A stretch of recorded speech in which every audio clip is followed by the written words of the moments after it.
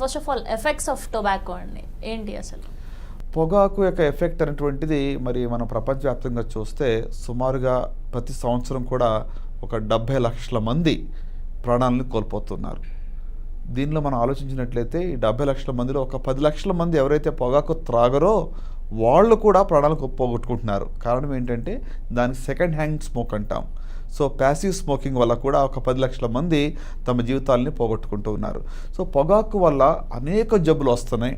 ప్రత్యేకంగా గుండె జబ్బులు కావచ్చు, క్యాన్సర్ కావచ్చు, అది కాకుండా మరి ఇంకా మానసిక సమస్యలు కావచ్చు, ఇన్ఫర్టిలిటీ కావచ్చు, ఇలాంటివి అనేక సమస్యలు ఉన్నాయి. కానీ అన్నిటికంటే ముఖ్యంగా ఈరోజు నేను చెప్పవలసిన విషయం ఏమిటంటే పొగాకు తాగటం వల్ల క్యాన్సర్ అనేటువంటి యొక్క జబ్బుకు ఒక ప్రాముఖ్యమైన కారణము పొగాకు త్రాగటము, పొగాకు నవలటము.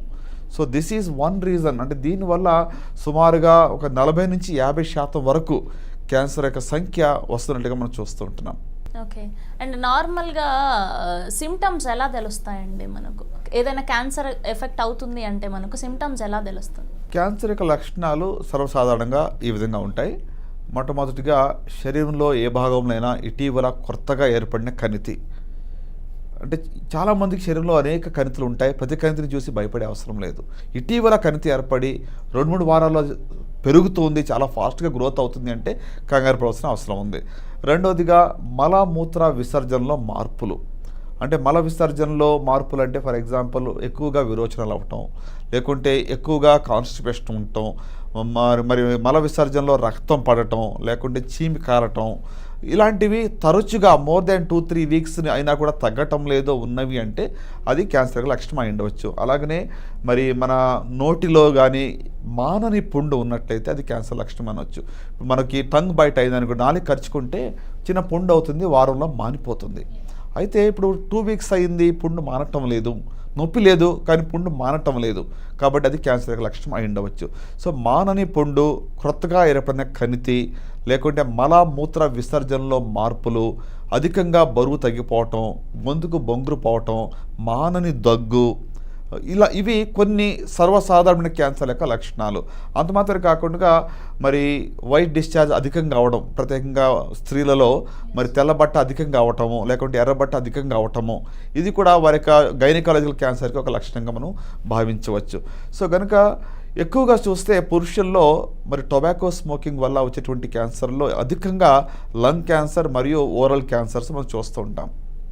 సో ఈ క్యాన్సర్స్ ఉన్నటువంటి వారిలో ముఖ్యంగా మనకు కనబడే లక్షణాలు ఏంటి అంటే మానని పుండు నోట్లో అయ్యుండొచ్చు, లేక మానని దగ్గు, లేకుంటే నోరు బొంగురు పోవడము, లేకుంటే మింగడానికి ఇబ్బంది కావటము, ఇవన్నీ కూడా మోర్ దాన్ 2-3 వీక్స్ పర్సిస్టెంట్గా కంప్లైంట్స్ ఉన్నట్లయితే ఈ యొక్క క్యాన్సర్ యొక్క లక్షణాలుగా మనం వాటిని భావించవచ్చు. ఓకే. అండ్ స్మోకింగ్ వల్ల మ్యాక్స్ ఎలాంటి క్యాన్సర్స్ వచ్చే అవకాశం ఉందండి జెంట్స్లో? పురుషుల్లో స్మోకింగ్ వల్ల వచ్చే క్యాన్సర్లో నెంబర్ 1 లంగ్ క్యాన్సర్. రెండోదిగా మనం ఆలోచించినట్లయితే oral cancers are head and neck cancers అంటాం. సో అంటే అప్పర్ ఏరో డైజెస్టివ్ ట్రాక్ట్, అంటే మనం తినేటువంటి అప్పర్ ఏరో డైజెస్టివ్ ట్రాక్ట్లో వచ్చేటువంటి క్యాన్సర్స్ మరి ప్రత్యేకంగా టొబాకో వల్ల వస్తూ ఉంటాయి. సో లంగ్ క్యాన్సర్, తర్వాత oral cancers, head and neck cancers సర్వసాధారణంగా ఉంటాయి. అంత మాత్రం కాకుండా బ్లాడర్ క్యాన్సర్ కావచ్చు, కిడ్నీ క్యాన్సర్ కావచ్చు, ఇవి కూడా టొబాకో స్మోకింగ్ వల్ల వస్తూ ఉంటాయి. సో కనుక టొబాకో స్మోకింగ్ ప్రత్యేకంగా పురుషుల్లో మరి మోస్ట్ నోటోరియస్ డిసీజ్, చాలా కొంచెం భయంకరమైనటువంటి క్యాన్సర్ ఏది అంటే లంగ్ క్యాన్సర్గా మనం చెప్పుకోవచ్చు. ఎందుకంటే లంగ్ క్యాన్సర్ యొక్క సంఖ్య కూడా ఇటీవల పెరగడానికి కారణము పొగాకు అధికంగా మరి సేవించడం వల్లనే.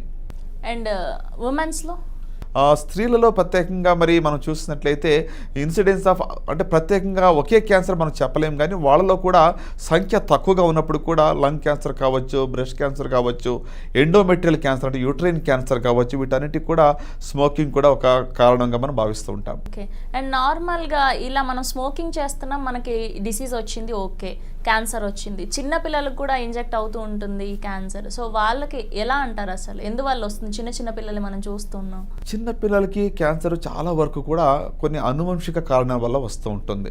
సో వాళ్ళకి జెనెటికల్ ప్రాబ్లమ్స్ వలన, ఒక జీన్స్లో జన్యుపరమైనటువంటి కొన్ని మార్పుల వల్ల వస్తుంటుంది తప్ప వాతావరణ సంబంధమైనటువంటి లేక అలవాటుని బట్టి వాళ్ళకి వస్తాయని మనం అనుకోవడానికి కష్టం. సో అంటే క్యాన్సర్ కారణం చూస్తున్నట్లయితే ఇట్స్ మల్టీ ఫ్యాక్టోరియల్. ఒకే ఒక కారణంతోనే ఏ ఒక్కరికి ఒక జబ్బు రాదు, దానికి చాలా కారణాలు ఉంటాయి. సో కనుక మల్టీఫ్యాక్టరల్ డిసీజ్ అన్నప్పుడు చిన్నపిల్లల్లో ప్రత్యేకంగా హెరిడిటరీ కావచ్చు, లేకుంటే జెనెటిక్ కాజెస్ వల్ల ఈ యొక్క జబ్బు వాళ్ళలో కనబడటం మనం చూస్తాం. కానీ ప్రత్యేకంగా టొబాకో స్మోకింగ్ వల్ల చిల్డ్రన్లో క్యాన్సర్ సంఖ్య గురించి ఎలాంటి ఎవిడెన్స్ కూడా మనకి ఈ రోజున లేదు. ఓకే. అండ్ నార్మల్గా విమెన్ అయితే అప్పటి వరకు స్మోక్ చేసి ఒకవేళ మ్యారేజ్ అయ్యి ఆపేస్తున్నారు అనుకో, ఒకవేళ ప్రెగ్నెన్సీ వస్తే ఏదైనా ఎఫెక్ట్ ఉంటుందండి దానివల్ల? తప్పకుండానండి. స్మోకింగ్ యొక్క ఎఫెక్ట్ అనేటువంటిది లాంగ్ టర్మ్గా ఉంటుంది. మనము ప్రత్యేకంగా మరి అట్లీస్ట్ 1 సిగరెట్ పర్ డే ఎవరైతే కాలుస్తారో వాళ్ళకి double the risk of lung cancer అంటాము. అలా ఉన్నప్పుడు ఈవెన్ విమెన్ ఫర్ ప్రెగ్నెన్సీలో కూడా వాళ్ళకి అనేకమైనటువంటి కాంప్లికేషన్స్ రావడానికి రిస్క్ ఉంటుంది. హైపర్ టెన్షన్ కావచ్చు, ఎక్లాంప్షియా కావచ్చు, there so many pregnancy related issues also which can come up అనమాట. సో కనుక ఓవరాల్ జనరల్ హెల్త్గా మనం ఆలోచించినట్లయితే పొగాకు త్రాగటం వలన చాలా చాలా హాని ఉంటుంది. ప్రత్యేకంగా మరి స్త్రీలకు కూడా సంబంధించినట్లయితే ఇది ఎంత మాత్రం కూడా అడ్వైజబుల్ కాదు. నా యొక్క ప్రత్యేకమైన అపీల్ ఏంటంటే పొగాకు ఎవరైనా త్రాగుతున్నట్లయితే దయచేసి మీరు మానేయండి. దీనివల్ల మీకు మేలు జరుగుతుంది, మీ పక్కన వాళ్ళకి కూడా మేలు జరుగుతుంది. అండ్ ఒకవేళ మానేయాలి అనుకుంటే ఇప్పటికిప్పుడు ఇన్ని రోజులు కన్జ్యూమ్ చేసి టొబాకో, సో మీరు ఎలాంటి టిప్స్ ఇస్తారు? పొగాకు మానటం అనేటువంటిది first of all strong will power ఉండాలి. అంటే ఒక దృఢమైనటువంటి నిశ్చయత కావాలి, ఒక తీర్మానం తీసుకోవాలి.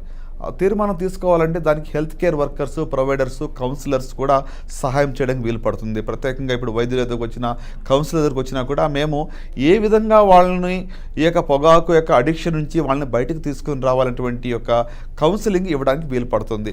సో ఇటీవల మనకి చాలా ఆప్షన్స్ ఉన్నాయి. ఇప్పుడు నికోటిన్ వల్లనే చాలా వరకు అడిక్షన్ ఉంటుంది. సో కాబట్టి నికోటిన్కి సంబంధించిన గమ్స్ కానీ, ప్యాచెస్ కానీ, చూయింగ్ గమ్స్ కానీ కూడా అందుబాటులో ఉన్నాయి.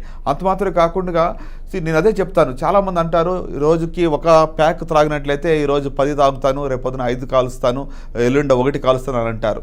సో చాలా వరకు ప్రాక్టికల్ వే ఏంటంటే మానాలనుకుంటే మొత్తం మానేయడం అనేది కరెక్ట్ ఆప్షన్. దాని ద్వారా మీకు దానిపై ఫుల్ కంట్రోల్ వస్తుంది.